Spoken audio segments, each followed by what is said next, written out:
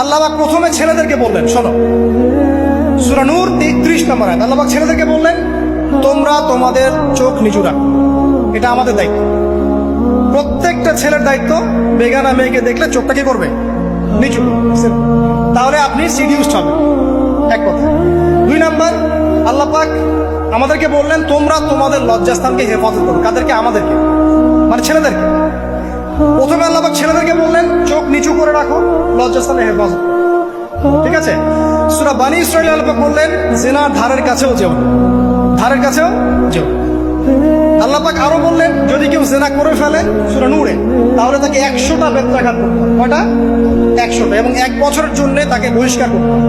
আল্লাহ পাক শাস্তিও দিলেন, শুধু তাত্ত্বিক বিধান দেন নাই, শাস্তিও দিয়েছেন। কারণ শুধু তাত্ত্বিক বিধান দিয়ে হবে?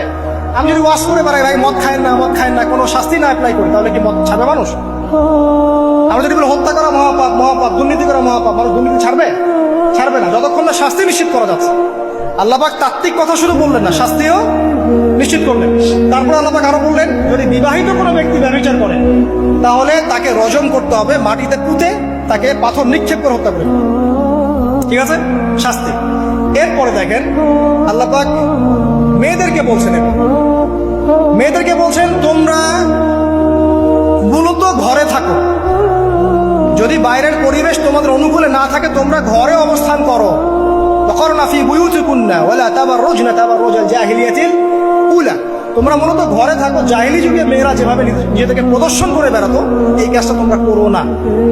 যদি করো তাহলে সমাজে বেহায়াপনা, ফাহিশা বেড়ে যাবে, তোমরা নিজেরাই ক্ষতিগ্রস্ত হবে, যেটা ওরা হচ্ছে এখন। আচ্ছা, এরপর আল্লাহ পাক আরো বললেন, হে নবী, আপনি আপনার স্ত্রী এবং মুমিন নারীদেরকে বলেন, তারা যদি বাহিরে যায় যেন জিলবাব দিয়ে তাদের পুরো বক্ষ দেশটাকে ঢেকে নেয়। তাহলে পোশাকের সংস্কৃতির শেকড় কোত্থেকে শিখবো? আমি কোত্থেকে শিখবো? আল্লাহ পাক কর্তৃক নাজিলকৃত সর্বশেষ ঐশী গ্রন্থ থেকে শিখবো নাকি? যে বইয়ের মধ্যে কোনো ভুল নাই সেটাই তো আমার শেখার মাধ্যম হবে নাকি? নাকি যে দর্শনে 1000টা ভুল সেটা শিখবো আমি? আল্লাহ পাক এখানে বলছেন, মুমিন নারীদেরকে বলো, বাইরে গেলে পরে তারা যেন জিলবাব দিয়ে, কাপড় দিয়ে সুন্দর করে বক্ষদেশ এবং ঢেকে রাখে। বোরখার কথা এখানে নাই শব্দে।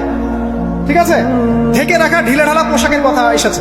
আচ্ছা, আসেন, আল্লাহ পাক আরো বললেন যে তোমরা অমুক অমুক অমুক অমুক, যেমন আপনার বাবা, আপনার ভাই, আপনার এই যে সন্তান, এই যে মাহারাম যারা আছে, এদের সামনে ছাড়া অন্যদের সামনে যখনই যাবে, তোমরা কিন্তু হিজাব অবলম্বন। আল্লাহ পাক হিজাবের বিধান দিলেন, চক্ষু নিচু করতে বললেন, লজ্জাস্থানের হেফাজত করতে বললেন, এবং যদি এর পরেও কেউ ভুল করে ফেলে তাহলে আল্লাহ পাক শাস্তির কথা বললেন। আল্লাহ পাকের সিস্টেমটা সুন্দর হলো না? এই সিস্টেমটা নবী সাল্লাল্লাহু আলাইহি ওয়াসাল্লাম অ্যাপ্লাই করলেন, সমাজ থেকে সমস্ত জেনা ব্যভিচারের ভিত্তি উঠে চলে। সুবহানাল্লাহ বলবেন না?